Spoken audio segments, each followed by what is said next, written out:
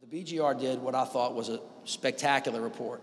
Spectacular. I thought your analysis of the money coming into the city and the money going out of the system is exactly right.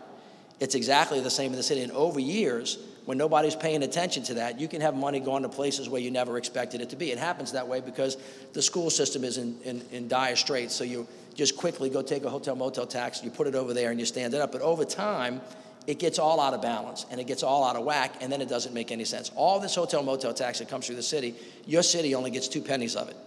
There are lots of assets in this city that we don't get the benefit out of because other folks over the years have taken it away. And we need a massive review of all of those to redirect the resources that we already have to things that might be the priorities of the citizens today. The clerk of court, for some reason, has a surplus. The assessor has a surplus. All of these things you got to go back in and look at. Now, I'm not looking to starve anybody.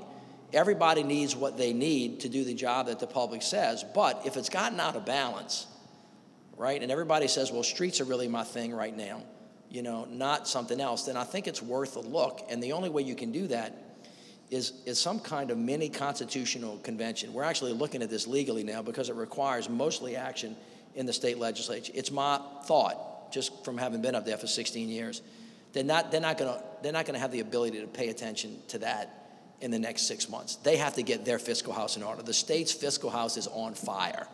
They got to put that fire out.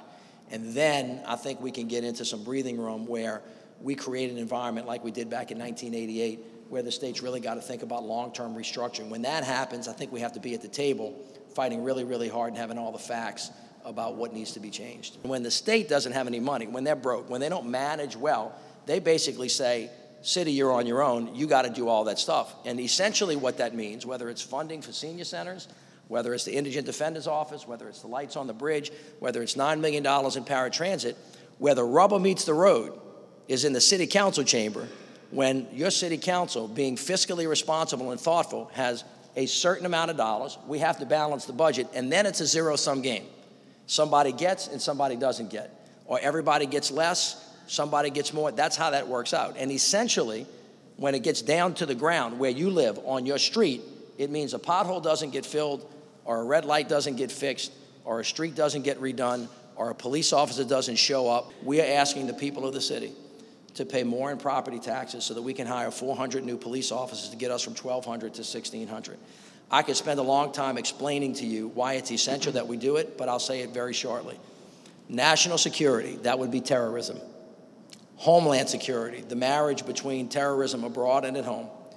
Public safety have now merged into one thing that are being fought by one team of individuals, and it is mostly local police departments, and it is your police department. Just yesterday, we had a police officer shot that was part of a unit of New Orleans police officers, Jefferson Parish police officers, St. Bernard police officers, ATF, DEA, right, FBI, U.S. Marshals. Those are tag teams that we have on the streets every day, making sure that we make the streets safe, and unfortunately, this deputy got shot.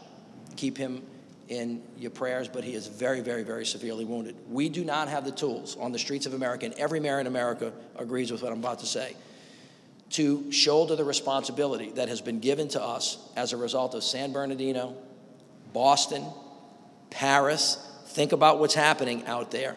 We need more resources on the streets. We need more people who are better hired, better trained, and police in a way that's consistent, but the resources are necessary. And you cannot tell me with a straight face, you just can't, I do not accept it, that you want more police officers in this city, but you're not willing to pay for it.